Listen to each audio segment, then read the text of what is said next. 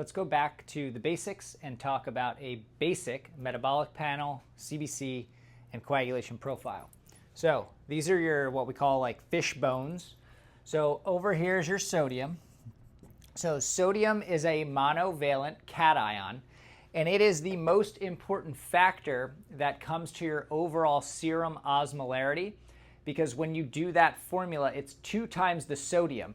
The other 2 components in that are the BUN and the glucose, which honestly in the formula become essentially negligible because you need 2 times your sodium, and you're 135 to 145 for your normal range.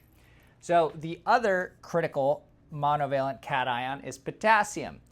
So potassium is going to go up in patients with renal insufficiency, chronic kidney disease, and then ultimately renal failure.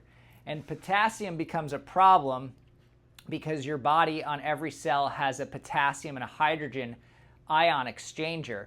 And what will happen is your cells start to try to maintain homeostasis, and they'll start pulling potassium ions intracellularly while spitting out protons, hydrogen protons, and you'll become more acidotic, which is why it's part of the lethal triad, or the diamond, as we say nowadays.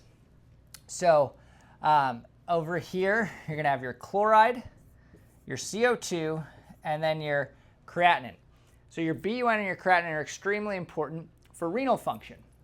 When you have a really high BUN to creatinine ratio, you're in what we call pre-renal azotemia.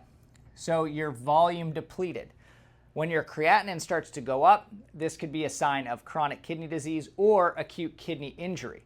So that is something that we always try to distinguish. If I have a young trauma patient who has blood loss and their creatinine is elevated, they likely have intrarenal ATN, or acute tubular necrosis, due to their hypovolemic state, and their kidneys take a hit, versus a 90-year-old patient who comes in with an elevated creatinine and an improper glomerular filtration rate. That patient has underlying CKD, or chronic kidney disease. Okay?